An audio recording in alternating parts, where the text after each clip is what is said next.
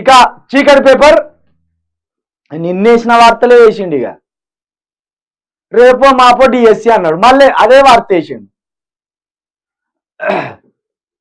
DSC పాత notification రద్దు. నిన్న వేయలేదురా దరిద్రుడా, ఇది నిన్ననే వేసినావు కాదురా.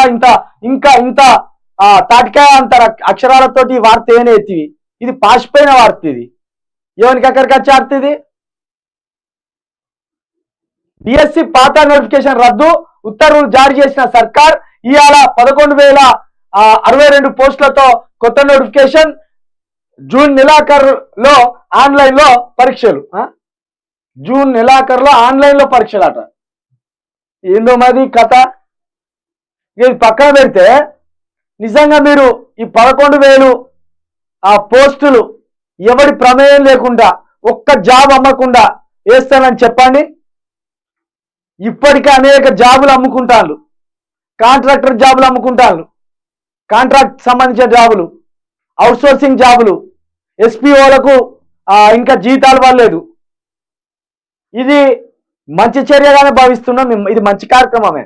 కానీ దీంట్లో పైరవీలు జరగకుండా అడ్డుకోవాల్సిన బాధ్యత కూడా మా బహుజన మంత్రుల మీద ఉన్నది. ఎందుకంటే మాకు రేవంత్ రెడ్డి గారి మీద నమ్మకం లేదు. రేవంత్ రెడ్డి గారి మీద మాకు నమ్మకం పోయింది. మా బట్టి మీద, మా దామోదర్ రాయనరసింహ మీద, మా పొన్నం ప్రభాకర్ మీద, ఇక మా సీతక్క మీద కూడా ఉండే నమ్మకం.